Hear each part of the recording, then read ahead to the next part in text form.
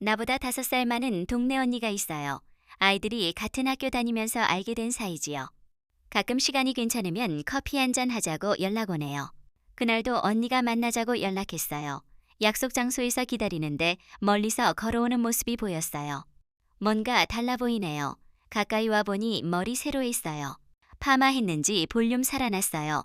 평소보다 훨씬 화사해 보였지요. 언니 머리 잘 됐네요. 정말 예뻐요. 진심으로 칭찬했어요. 언니가 환하게 웃었어요. 그러더니 눈 반짝이며 글쎄 어제 미용실에서 진짜 웃긴 일이 있었어. 머리하러 새로 생긴 미용실 갔는데 원장님이 나보고 뭐라고 했는 줄 알아. 나는 고개 갸웃했어요. 내가 초등학생이냐고 묻더라고. 그래서 우리 애 군대 갔다고 했지. 그랬더니 완전 깜짝 놀라네. 40대 후반 정도 된 줄 알았다고 하면서 동안이라고 얼마나 칭찬하는지 민망할 정도였어. 원장님이 손님 중 이렇게 동안인 사람 처음 본다고. 미용실 다른 손님들도 계속 쳐다보더라고. 언니 자랑이 30분 동안 계속됐어요. 나는 계속 웃으며 머리 이야기만 했지요. 커피 다 마실 때까지 언니 자랑 끝나지 않았어요. 며칠 후 오랜만에 친구 만났어요. 한 달 만이라 반가웠지요. 친구가 나 유심히 쳐다보더니 나 뭐 달라진 거 없어. 잘 모르겠는데 자세히 봐봐. 친구 얼굴 유심히 봤어요. 이마 쪽 평소와 달라요. 광 나는 것 같고 매끈해 보이네요. 이마 좀 다른 것 같은데. 맞아? 나 보톡스 맞았어. 어때? 괜찮아 보여. 응, 괜찮은 것 같아. 좀 어려 보이는 것 같기도 하고 잘했네. 친구 만족스러워했어요. 그러더니 들뜬 목소리로 글쎄 보톡스 맞아서 그런가. 편의점에서 신분증 검사 당했잖아. 술 사러 갔는데 신분증 검사하더라. 내가 그렇게 어려 보여? 솔직히 대답 곤란했어요. 친구 어려 보이는 건 사실이지만 보톡스 때문 아니라 작은 키와 옷차림 때문 같았어요. 친구 키 작았어요. 그날도 후드티에 운동화 신었지요. 멀리서 보면 대학생으로 볼 수도 있겠다 싶었어요. 하지만 이런 말 할 수 없었어요. 어려 보였나 보다 했어요. 친구 기뻐했어요. 신분증 보여주고 나니까 알바생 놀라더라며 보톡스 효과 정말 좋다고 자랑했지요. 한 달에 한 번 하는 모임 갔어요. 40대부터 60대까지 다양한 사람들이 모이네요. 그날 새로운 회원 들어왔어요. 60살 정도 돼 보이는 분이었지요. 그분 3번째 참가했을 때 갑자기 나에게 제가 몇 살 정도로 보여요. 순간 당황했어요. 나이 묻는 질문 항상 조심스러워요. 실제보다 많게 말하면 기분 나쁠 테고. 내 눈에는 60살 정도로 보였어요. 하지만 혹시 모르니 3살 낮춰 57살 정도요. 그분 깜짝 놀라 어머 그렇게 많아 보여요. 정말요. 더 당황했어요. 아, 죄송해요. 그럼 몇 살이세요? 저 61살이에요. 근데 사람들은 보통 55살 정도로 봐요. 동안이라는 소리 많이 들어요. 아, 그랬구나. 58살이라고 말했는데 그분 55살로 보이길 원했던 거예요. 예의상 58살이라 했는데 다음 비슷한 상황 생기면 5살 이상 낮게 말해야겠다고 결심했지요. 추석에 친정 갔어요. 오랜만에 가족 만나 반가웠어요. 마침 이모도 놀러와 있었어요. 이모 올해 42살이에요. 아직 결혼 안 했지요. 눈 높은 건지 이유 모르겠어요. 이모와 한참 이야기하는데 이모가 끼어들었어요. 언니 혹시 좋은 사람 있으면 소개 좀 해줘. 나도 결혼하고 싶어. 갑작스러운 부탁이었어요. 어떤 사람 원해? 이모 망설이더니 난 연하이면 좋겠어. 아니면 최소 동갑은 돼야 돼. 깜짝 놀랐어요. 42살에 연하를 원한다고. 연하라면 몇 살까지 차이 말하는 거야. 내가 어디 가면 사람들이 전부 30대 초반으로 봐. 이모 목소리에 자신감 넘쳤어요. 내 외모 정도면 8살 정도 연하 남자도 만날 수 있지 않을까? 솔직히 이모가 30대로 보이는지 잘 모르겠어요. 그냥 평범해 보였지요. 하지만 본인은 확신 차 있었어요. 적당히 맞장구 쳤어요. 일단 주변 물어볼게. 좋은 사람 있으면 연락할게. 하지만 마음속으로는 소개할 마땅한 사람 없어 힘들겠다고 생각했어요. 42살 연하 고집하는 게 현실적일까 싶었지요. 며칠 후 마트장 보기 위해 아들과 함께 나왔어요. 엘리베이터 타고 내려가는데 중간층에서 멈췄어요. 할머니 한 분 타셨어요. 아들이 인사했어요. 안녕하세요. 할머니가 아들 보며 웃으시며 아이고 인사성 바르네 착하다. 아들 칭찬해 주시니 기분 좋았어요. 그런데 할머니가 아들에게 할머니하고 어디 가는 길이니 순간 충격받았어요. 나를 할머니라고 했네요. 할머니라고. 아들이 당황해 할머니 아닌데요. 엄마예요. 할머니 놀라나 다시 보시며 아이고 미안해요. 할머니인 줄 알았어요. 미안하다 사과하셨어요. 하지만 이미 받은 충격 컸어요. 엘리베이터 내린 후 아들이 조심스레 엄마 괜찮아. 괜찮아? 할머니 눈 어두우셨나 봐. 하지만 전혀 괜찮지 않았어요. 나는 40대 후반이에요. 아들 늦둥이긴 하지만 할머니 소리 들을 나이 아니에요. 올해 들어 눈가 주름 도드라져 보이긴 했어도 누가 봐도 할머니 소리 들을 나이 아니에요. 충격 그 자체였지요. 그동안 주변에서 자랑만 들었어요. 언니는 40살로 보인다고, 친구는 신분증 검사 당했다고, 모임 그분은 55살로 보인다고, 이모는 30대로 보인다고. 그런 이야기 들으며 적당히 맞장구 쳐줬어요. 때로는 부러워하기도 했지요. 하지만 정작 나는 할머니 소리 들었어요. 할머니라니. 남들 동안 타령 듣고 칭찬해주다가 나는 할머니 소리 들으니 기분 묘했어요. 정말 나는 할머니로 보일 만큼 늙어 보이는 걸까? 아니면 그냥 실수였을까? 생각해보니 자랑하던 사람들 이야기 정말일까 싶었어요. 진짜 어려 보여서 칭찬한 걸까? 아니면 예의상 한 말일까? 예의상하는 칭찬도 필요 없고 그냥 내 나이대로 보였으면 좋겠어요.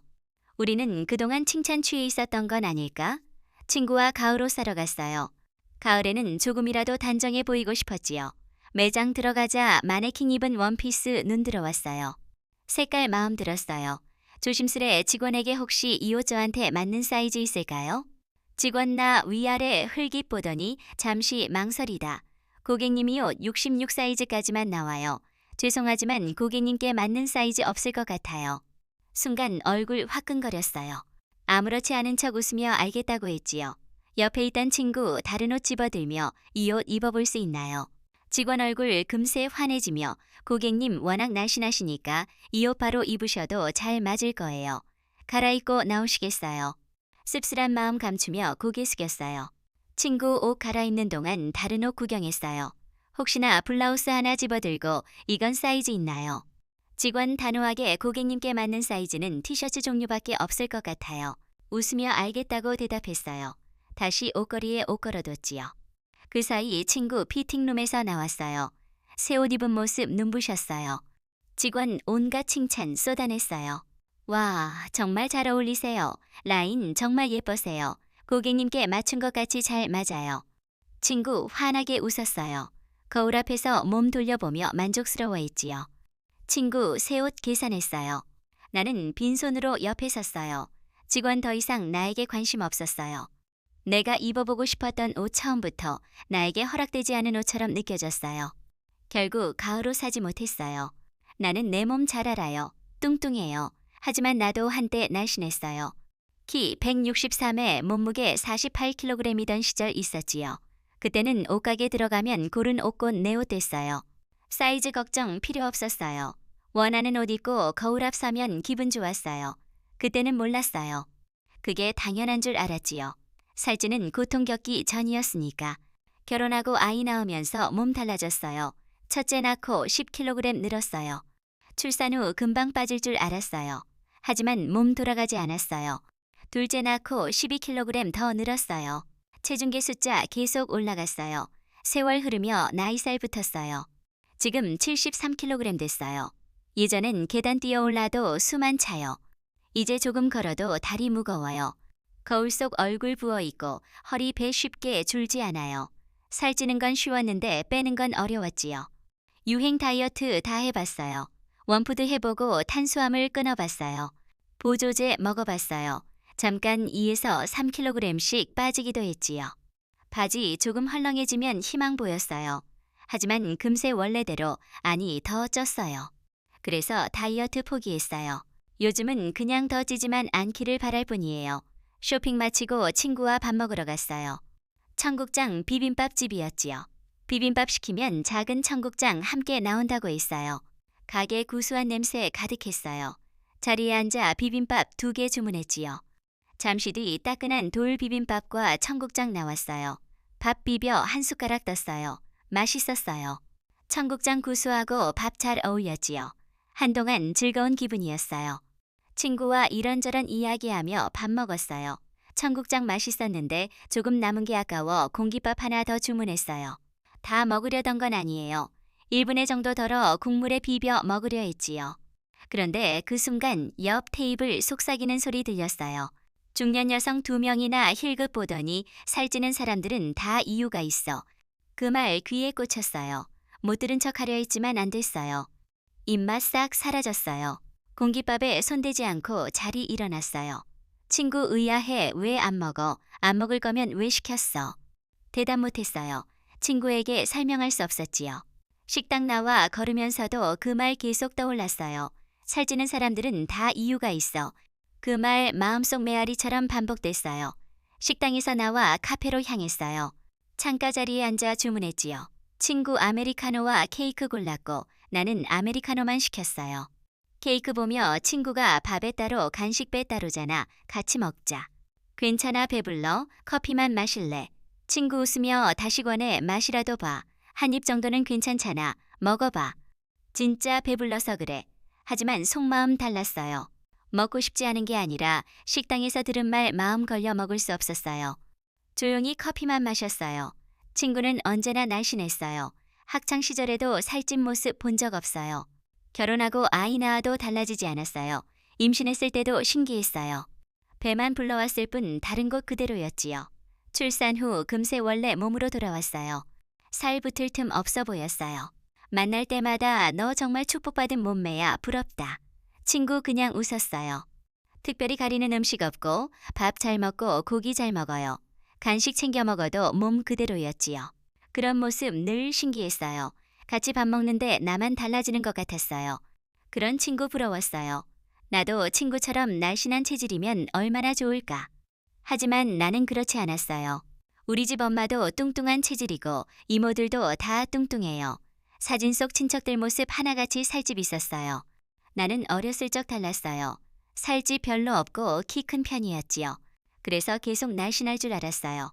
살찔 거 생각조차 안 했어요. 하지만 결국 나도 살쪘어요. 출산하고 나이 들면서 뚱뚱해지고 말았어요. 사람들은 물만 마셔도 살찌는 체질 어디 있냐고, 많이 먹으니까 찌는 거라고, 다 핑계라고 했어요. 그 말 억울했어요. 나는 정말 보통으로 먹어요. 군것질 거의 안 해요. 라면도 소화 안 돼 한 봉지 다 못 먹어요. 가끔 좋아하는 음식 있으면 밥 1분 공기 더 먹을 뿐이에요. 그런데도 사람들은 내가 많이 먹어서 찐 줄 알아요. 체질 탓하고 싶지 않았지만 내 몸 점점 집안 체질 닮아갔어요. 얼마 전 남편과 건강검진 받았어요. 고지혈증, 당뇨 전 단계라는 진단받았어요. 순간 머리 멍했어요. 많이 먹지도 않았고 저녁마다 1시간씩 걸어요. 그런데도 살 안 빠지고 건강 경고받았어요. 의사는 식단 더 조절하고 운동 늘리라고 했어요. 하지만 이미 나름대로 해왔던 일들이었지요. 살 때문에 마음 무거웠는데 이제 건강까지 문제 생겼어요. 이제 내 몸무게 외모만 문제 아니라 삶과 직결된 문제 돼버렸어요. 날씬한 사람 부럽다. 옷 살 때 사이즈 걱정 안 해도 되고 밥 먹을 때 시선 의식 안 해도 되니 얼마나 편할까. 이제 다시 예전으로 돌아갈 수 없어요. 거울 앞 서면 뚱뚱해진 내 모습만 보이네요. 가끔 예전 비교하며 한숨 쉬어요. 지금은 더 찌지 않기를 바라며 살아가요. 위라도 맞아야 하는 걸까? 날씬한 사람들은 좋겠다. 나는 날씬한 사람들이 정말 부럽다. 퇴근하고 집 들어오면 제일 먼저 쉬고 싶어요. 밥 차려 먹고 설거지까지 어떻게든 해요. 그런데 거기까지가 한계예요. 그 다음 아무것도 하기 싫어요. 씻어야 알면서도 애써 외면해요. 소파 주저앉아 휴대폰 붙잡고 시간 흘려보내요. 남편 말해요. 소파에서 그렇게 있지 말고 침대에 누워 쉬어. 침대 누우면 편하잖아. 안 돼. 아직 안 씻었어. 이 상태로 침대 갈 수 없어요. 씻지 않은 몸으로 뽀송한 이불 눕는 건 스스로 용납 안 돼요. 그래서 침대 아닌 소파 앉아 시간 때워요. 시간 더 흘러 겨우 욕실 들어가요. 샤워기 틀고 따뜻한 물몸에 닿으면 그제야 마음 풀려요. 씻으니 개운하다 싶고 역시 안 씻을 수 없구나 싶어요. 샤워 마치고 나오면 또 다른 일 기다려요. 욕실 바닥 널린 머리카락 치우기예요. 머리 감을 때마다 한 움큼 빠져 배수구 붙어 있어요. 그걸 그냥 둘 수 없어요. 배수구 쌓이면 물 안 빠지니 청소해야 해요. 결국 샤워 끝내고 개운한 기분 잠시 허리 숙여 머리카락 집어내요. 손끝 달라붙는 촉촉한 감촉 너무 싫어요. 휴지로 모아버리면서도 씻는데 왜 이렇게 일 많을까 한숨 나와요. 욕실 청소 마치고 머리 말려야 해요. 긴 머리라 말리는데 10분 걸려요. 차가운 바람 오래 걸리니 머리 상하든 뜨거운 바람으로 급하게 말려요. 바닥에 머리카락 떨어져 있어요. 치우는 거 귀찮지만 꾸역꾸역 정리해요.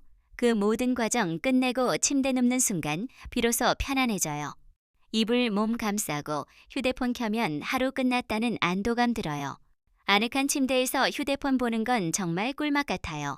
그런데 드라마 튼 지 10분 안 돼 잠들어 버려요. 아침 되면 또 씻어야 해요. 아침 미룰 수 없으니 급하게 씻고 머리 대충 말린 후 출근길 나서요. 나는 씻는 게 왜 이렇게 숙제처럼 느껴지는지 모르겠어요. 씻기 전엔 늘 괴롭고 욕실 앞 서면 발 무거워요. 머리 말릴 생각하면 한숨 나와요. 다른 사람에겐 아무렇지 않은 일이 나에겐 큰 숙제처럼 느껴져요. 어느 날 소파에서 휴대폰보다 그냥 잠들어 버려 새벽 돼서야 씻은 적 있어요. 처음엔 잠깐 눈 붙일 생각이었어요. 10분만 누워있다 일어나 씻어야지. 마음속 다짐했지만 휴대폰 쥔 채 눈 감겨버렸어요. 눈 떴을 때 새벽 2시. 거실 어둡고 조용했어요. 그제야 부랴부랴 욕실 향했지만 몸 무겁고 마음 괴로웠어요. 씻기 싫어 미뤘던 일이 결국 하루 망쳐버린 기분이었지요. 샤워기 틀었을 때 따뜻한 물 쏟아져도 개운함보다 허탈함 먼저 밀려왔어요. 지금 뭐 하는 거지? 차라리 일찍 씻고 잘 걸 후에 밀려왔어요. 침대 누워도 편하지 않았어요. 씻긴 했지만 한밤중 넘겨버렸고 눈 감아도 잠 깊이 안 왔어요. 주말 되면 정말 좋지요. 출근 없고 알람 없고 하루 정도 씻지 않아도 된다는 사실이 나를 해방시켜요. 금요일 저녁 씻고 나면 마음 한결 편해요. 오늘만 버티면 내일 안 씻어도 된다는 생각 들뜨게 해요. 밤새 드라마 몰아봐도 괜찮고 아침 늦게 일어나도 괜찮아요. 늦게 눈 떠도 후회 없어요. 세수만 대충 하고 다시 이불 속 들어가 뒹굴거려도 돼요. 그게 주말 특권이라고 생각해요. 저녁 돼도 욕실 앞 괴로워 안 해도 되니 진짜 쉬는 기분 들어요. 나만의 시간이고 나만의 휴식이지요. 그래서 토요일만큼은 아무데도 가기 싫어요. 그런데 남편 달라요. 외식이라도 하자, 산책 가자, 쇼핑 가자며 조르지요. 오늘 짬뽕 먹을까? 짬뽕 식당에서 먹어야 맛있는데 우리 나가서 먹자. 남편 제안 이해되지만 속으로 바로 계산해요. 나갔다 오면 또 씻어야 하는데 안 나가면 안 돼. 그냥 집에서 시켜 먹자. 대충 세수만 하고 나갔다 오면 되지. 안 돼. 씻기 귀찮아. 내 기준 확고해요. 밖에 다녀온 몸으로 그냥 눕는 건 상상 못해요. 결국 버텨요. 나중에 가자. 오늘은 그냥 쉬자. 남편 말 한쪽 귀로 흘려보내요. 나한테 주말은 아무것도 안 하고 씻지 않아도 되는 날이어야 하니까요. 가끔 예전 생각나요. 씻는 게 지금보다 큰일처럼 느껴졌던 시기 있었어요. 몇 년 전 우울증 심했던 때예요. 아무것도 하기 싫고 일어나기 싫고 하루 종일 누워만 있었지요. 밥 안 먹고 씻지 않고 오로지 누워서 세월 보냈어요. 그때 씻는 게 정말 큰 산 같았어요. 몸 일으켜 욕실 가는 게 힘들었어요. 결국 열흘 넘게 샤워 안 한 적 있었어요. 머리카락 떡져서 빗질 안 되고 몸에서 스스로 불편할 정도 냄새 났어요. 알면서도 움직이지 못했어요. 사람들이 햇빛 보고 씻어야 조금 좋아진다고 했어요. 처음엔 억지로 했지요. 억지로 문 열고 밖에 나가보고 억지로 샤워기 틀었어요. 그때도 샤워 고통이었어요. 하지만 따뜻한 물 맞으면서 내가 조금 살아있다는 걸 느꼈어요. 조금씩 억지로 반복하다 보니 마음 달라지기 시작했어요. 머리 감고 햇빛 쬐면 기분 아주 조금 가벼워졌어요. 작은 변화 쌓이면서 조금씩 나아졌어요. 그 과정을 겪으면서 일다시 시작할 수 있었어요. 처음엔 최저시급 단순한 일이었지만 누군가와 같이 일하고 하루 보낼 수 있다는 사실 감사했어요. 그 시기 지나면서 예전처럼 웃고 싶다고 생각하게 됐어요. 사람들은 살면서 씻는 건 당연하다고 해요. 그 말 틀린 건 아니에요. 그런데 나에겐 당연한 일이 당연하지 않을 때 있어요. 아직도 과거 그림자 속 있을 때 있어요. 완전히 벗어나지 못한 채 힘들 때 있어요. 그래도 예전과 비교하면 많이 달라졌어요. 아무것도 못하고 누워있던 시절에 비하면 이만큼 살아내는 것 자체가 중요한 변화예요. 작은 걸음일지라도 앞으로 나아가고 있어요. 그러면서도 생각해요. 왜 이렇게 살아가는 게 버겁고 왜 작은 일에도 힘이 드는 걸까? 씻는 일 하나도 힘든 걸까? 내가 여전히 우울하다는 증거일지도 모르겠어요. 오늘도 씻어요. 억지로라도 욕실문 열고 샤워기 틀고 물 맞아요. 내일도 같은 고민하겠지만 결국 씻고 나와 개운하다고 말할 거예요. 아마 이 반복 한동안 계속될 것 같아요. 산다는 게 벌처럼 느껴질 때 많아도 그래도 이렇게 버티는 게 중요하다고 생각해요. 나의 하루 작은 싸움 연속이지만 그 싸움 속에서 여전히 살아가요. 사람들이 웃으며 수진 씨 예뻐졌네. 그런데 그런 말 들을수록 점점 조용해졌어요. 살 빠지고 나니까 모두 나 다르게 봐요. 그건 기뻐야 할 일인데 이상하게 점점 외로워졌어요. 칠판 들고 자리 찾는 것도 조심스러워요. 내 옆자리 항상 비어 있었고 그냥 익숙하게 구석 앉았어요. 말 안 하지만 그들 눈빛 충분히 말하고 있었어요. 요즘 다 관리하던데 저러니까 아직 솔로지.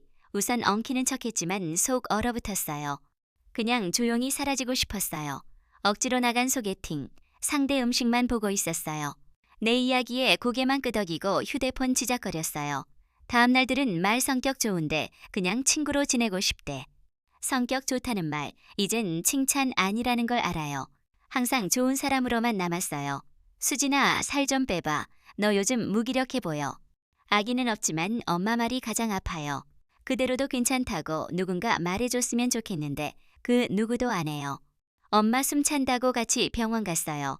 의사가 최종 관리 시급하다고, 따님도 조심하라고. 그 말 머릿속 떠나지 않았어요. 정말 무서워진 건 외모 아니라 미래였어요. 그날 밤 운동화 꺼냈어요. 이제 진짜 바뀌고 싶었어요. 닭 가슴살, 고구마, 샐러드, 커피, 블랙, 하루 3, L물. 친구들 모임 하나 둘 멀어졌어요. 수진이 또 시간 때문에 못 돼. 외롭고 속상하고 짜증났지만 선택한 거니까 버텼어요.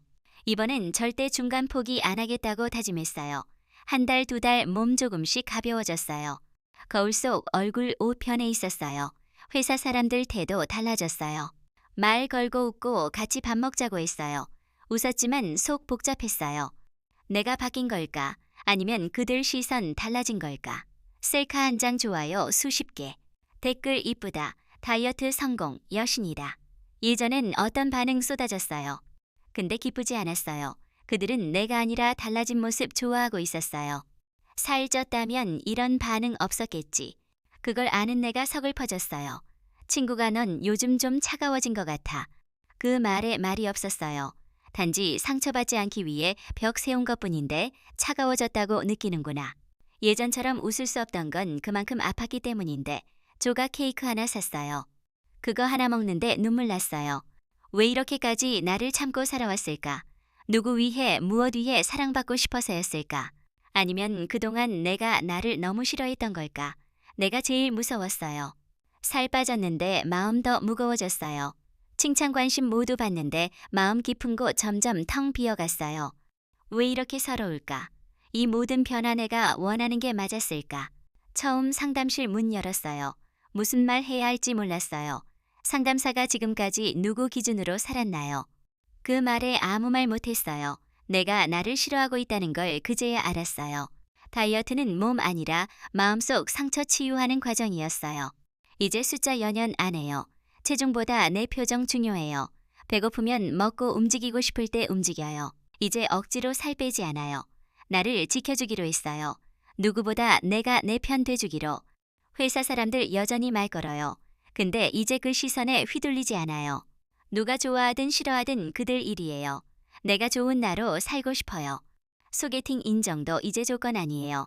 그냥 나로 살아가요. 사람들이 예뻐졌다고 달라졌다고 해요.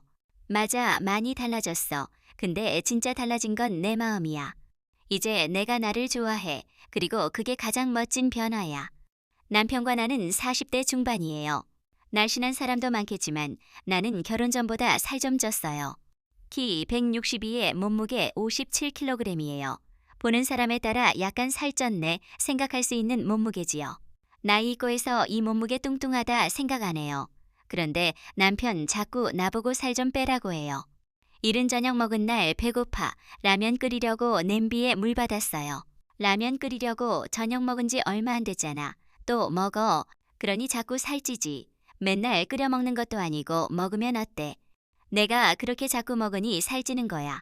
어느 날 옷 갈아입는 나에게 저 뱃살 좀 봐. 옷 들어가. 참견 좀 하지 마. 내 나이 정도면 이 정도 뱃살 다 있어. 신경 쓰지 마. 소파 앉아 TV 보는 나에게 뱃살 소파에 깔린다. 저 뱃살 거야. 살 좀 빼. 잔소리 좀 그만해. 남편 172cm에 82kg이면서 나에게 매일 살 빼라고 잔소리해요. 부엌에서 아침 준비하는데 남편 나타났어요. 뭐 하고 있어? 아침 준비하고 있어. 자기도 아침 먹으려고. 당연히 먹어야지. 그럼 굶어. 간헐적 단식하면 살 빠진다는데 자기 아침 먹지 마. 싫어. 배고파. 내가 뭘 먹든 말든 참견하지 마. 그런 식으로 하니까 살 안 빠지지. 퇴근 후 집 돌아오니 남편 배달받은 치킨 포장 뜯고 있었어요. 치킨 시켰어. 앉아 식기 전에 빨리 먹자. 맛있겠다. 자기는 너무 많이 먹지 마. 그만해. 먹는데 살 얘기할 생각 마. 아니, 자기가 걱정돼서 그러지.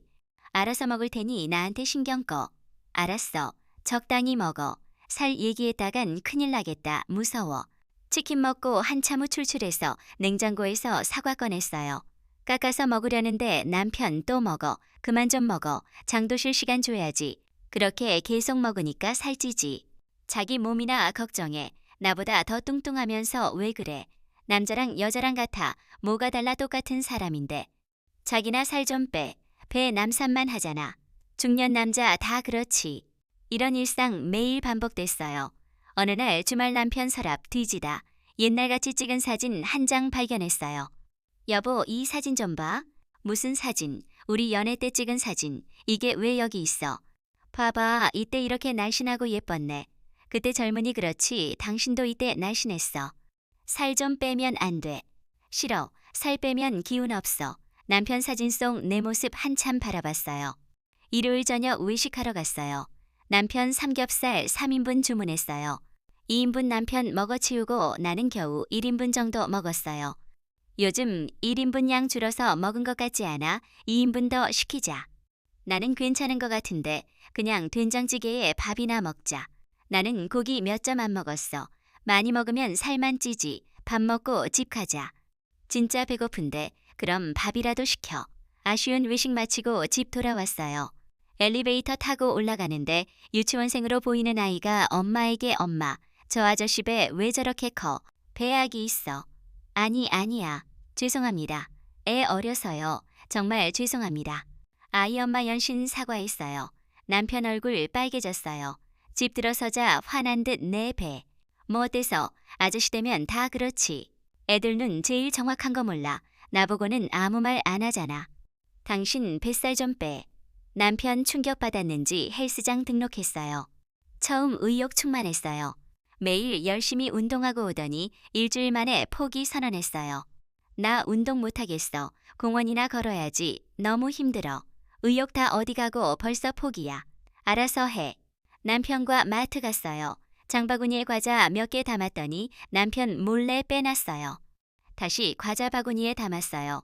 왜 자꾸 빼? 먹으면 살찌잖아. 사놓으면 자기도 잘 먹잖아. 난 과자 하나도 마음대로 못 사. 과자 많이 먹으면 살찌니 그렇지. 살 이야기 그만 좀 해. 남편 잔소리 절정에 이를 때쯤 시어머님 생신이라 시댁 갔어요. 어머님 뭐 드시고 싶으세요? 내가 회 좋아하잖아. 횟집 예약해놨다. 가자. 테이블에 회와 여러 음식 푸짐하게 차려졌어요. 많이들 먹어라. 부족하면 더 시키면 되니 많이 먹어. 네 어머님도 많이 드세요. 기분 좋게 회 먹었어요. 오랜만에 먹는 회라 더 맛있게 느껴졌지요. 그런데 옆에서 남편 옆구리 쿡쿡 찌르며 적당히 좀 먹어. 여기 있는 회 내가 다 먹겠다. 왜 그래? 어머님이 많이 먹으라고 하셨잖아. 그래도 적당히 먹어야지. 배봐. 알았어? 좋은 날이니 그만 좀 해. 너희들 왜 그러니? 더 시키면 되잖아. 싸우지 말고 많이 먹어. 네 어머님. 울컥했지만 어머님 생신이라 속으로 참았어요. 식사 마치고 돌아오는 차 안. 말없이 창밖만 봤어요. 남편 운전대 잡은 채 또 엄마가 많이 먹으라고 했다고 진짜 많이 먹으면 어떡해. 적당히 먹어야지. 알았으니 그만해. 도대체 몇 번째 말해. 그만해. 남편 말 계속 듣다 보니 정말 살 빼야 하나 생각 들었어요. 며칠 동안 고민했어요. 더 이상 남편 살 빼라는 잔소리 들어줄 수 없었어요. 그래서 소심한 복수 결심했어요. 여름 휴가 때 친정 가서 똑같이 대가품해 주기로요. 남편에게 이번 휴가 때 우리 집 하루만 갔다 오자.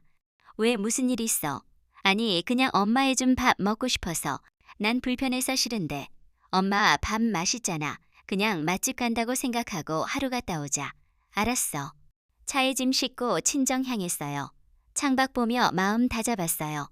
그동안 참았던 말들 이제 돌려줘야겠다고 결심했지요. 엄마 집 도착하니 엄마 활짝 웃으며 맞이했어요. 어서들 와. 어머님 저희 왔어요. 그래 더운데 어떻게 지내? 내 정신 좀 봐. 배고프지? 어서 밥 먹자. 식탁에 푸짐한 반찬 놓였어요. 많이 먹어. 이거 내가 좋아하는 거잖아. 김서방도 많이 들게 놔. 네 어머님. 어머님도 어서 드세요. 남편 밥 맛있게 먹었어요. 그 모습 지켜보다 밥 반쯤 먹었을 때 남편에게 자기 왜 그렇게 많이 먹어? 살 빼야지. 배 나온 거 좀 봐. 적당히 좀 먹어. 얘 넌 왜 그러니 밥 먹는 사람한테. 아니 엄마 우리 남편 배 남산만해. 살 좀 빼야 돼. 내가 다 당신 생각해서 말하는 거야. 알았어. 그만 좀. 남편 쓴 웃음 지었어요. 엄마가 후식으로 수박 내오셨어요. 남편 수박 먹으려 할 때도 수박 먹으면 당분 다 지방으로 가는 거 알지? 2조각만 먹어. 너무 많이 먹으면 다 뱃살로 가. 알았어. 친정 있는 동안 남편 음식 먹을 때마다 뱃살 이야기했어요. 남편 불편한 표정이었지만 큰 소리 안 냈어요. 그렇게 소심한 복수하고 집 돌아왔어요. 남편 한동안 조용히 지냈어요. 살 빼라는 잔소리 안 들으니 살 것 같았어요. 자기야 여기 좀 앉아봐. 왜? 며칠 생각해봤는데 내가 자기한테 너무 심했던 것 같아. 자꾸 살 빼라고 잔소리해서 미안해. 그리고 나 운동할 거야. 자기 말이 맞더라고. 살 빼야 되는 건 난데 미안해. 이제라도 알았으니 됐어. 남편 자기 잘못 인정하는 순간 나도 마음 조금 풀렸어요. 이제는 나도 남편 변화 한번 믿어봐야겠어요. 아 여러분, 몸과 마음의 균형이 중요하네요. 건강 챙기시고 따뜻한 날들 되세요.